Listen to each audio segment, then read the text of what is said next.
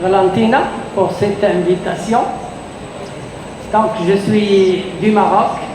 Je suis président de la coordination des peuples autochtones d'Afrique. C'est une organisation qui contient 122 organisations autochtones dans 22 pays africains. Donc, je voudrais aborder 4 points.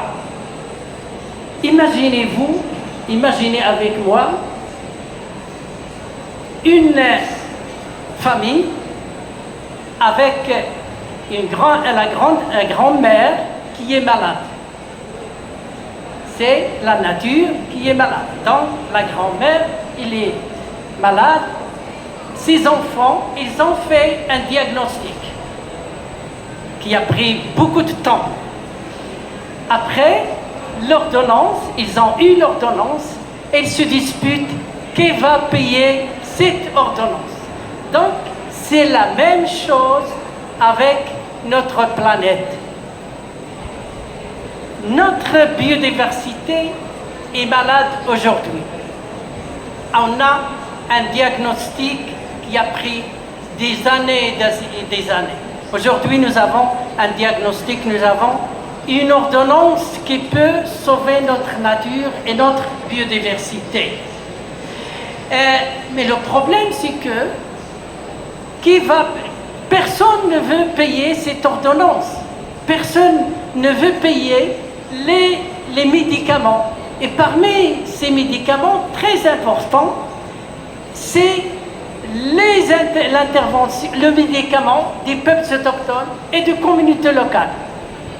Ils essayent d'utiliser de mauvaises solutions qui encore aggraver la situation de notre planète. Voilà le premier point. Donc, tout le premier plan, c'est qui va payer cette ordonnance. Deuxième point, c'est quels sont les enjeux, les grands enjeux de cette COP. Donc, nous avons trois grands enjeux. C'est la DES, le partage des avantages, qui est très important, et l'examen de la mise en œuvre du cadre mondial de la biodiversité. Donc nous avons un cadre législatif au niveau international, mais le problème, c'est que comment les pays vont changer leur législation, parce que nous avons énormément de pays qui ne reconnaissent pas les peuples autochtones, donc il faut qu'ils changent la législation nationale pour qu'ils s'adaptent avec le cadre mondial de la biodiversité. Le troisième point, le grand enjeu, c'est le nouveau programme du travail de l'article 8J. Ça, c'est très important pour les peuples autochtones. Et si on accepte, si on adopte un nouveau organe subsidiaire pour les savoirs traditionnels et les peuples autochtones, nous pouvons aller plus loin dans la préservation de la biodiversité.